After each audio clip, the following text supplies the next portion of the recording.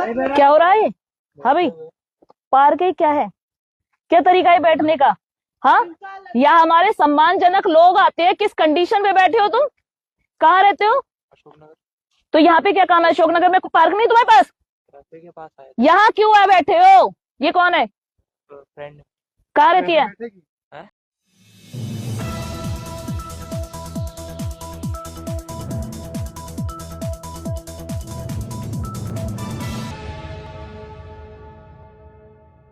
नमस्कार, आप देख रहे हैं एनबीसी भारत और आपके साथ मैं हूं अलीना खान। अगर आप कपल हैं, अगर आप किसी पार्क में शांति से बैठे हैं तो याद रखिए, इस देश में आज आप सेफ नहीं हैं, क्योंकि यहाँ सबसे पहले सवाल अपराधियों से नहीं, प्यार करने वालों से पूछा जाता है। यहाँ रेप करने वाले खुलेआम घूमते हैं, लेकिन पार्क में बैठे दो युवा कैमरा के सामने खड़े कर दिए जाते हैं।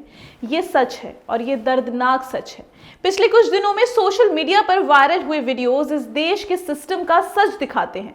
दिल्ली के कोंडली से बीजेपी के एमसीडी पार्षद मुनीश डेढ़ा का वीडियो आता है सामने, जहां वो पार्क में बैठे एक युवा और एक युवती से पूछताछ करती नजर आती हैं। नाम पूछा जाता है, पहचान पूछी जाती है और पुलिस बुलाने की धमकी दी जाती है। हम पूछते हैं, किस कानून के तहत? कौन सा लॉ बोलता है कि प्यार करना जुर्म है? कौन सा रूल बोलता है कि पार्क में बैठना गुनाह है? और सबसे बड़ा सवाल, जब रेपिस्ट खुले घूम रहे होते हैं तो हिम्मत पार्क में बैठे कपल पर क्यों दिखाई जाती है? सच ये है, अगर वही कपल किसी मॉल में होता, किसी कैफे में होता, तो कोई संस्कार, कोई सरकार, कोई सभ्यता और कोई कल्चर याद नहीं आता।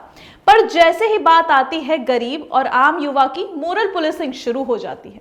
और इसी बीच एक और शर्मनाक चेहरा सामने आता है। कर्नाटका के ऑपोजिशन नेता असेंबली जैसे मंच पर रेप जैसे घिनौने जुर्म पर मजाक कर दिया जाता है।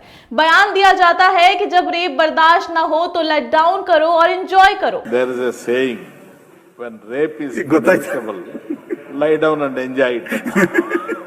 But that's exactly the position into which you are.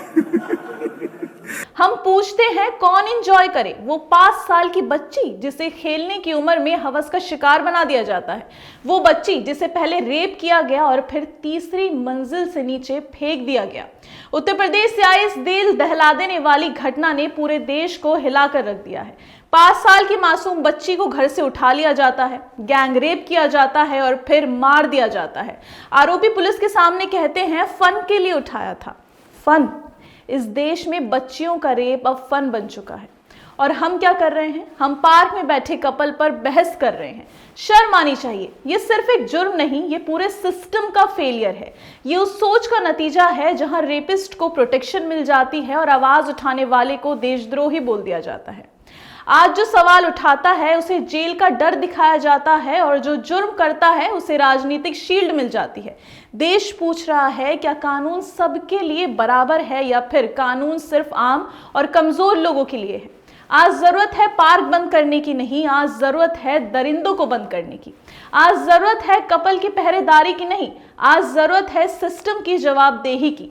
क्योंकि अगर आज भी हम चुप रहे ना, तो याद रखिए, कल सवाल सिर्फ कपल का नहीं होगा, कल सवाल होगा आपकी बेटी का, आपकी बहन का और आपके अपने घर का। और उस दिन शायद कैमरा भी देर से पूछेगा।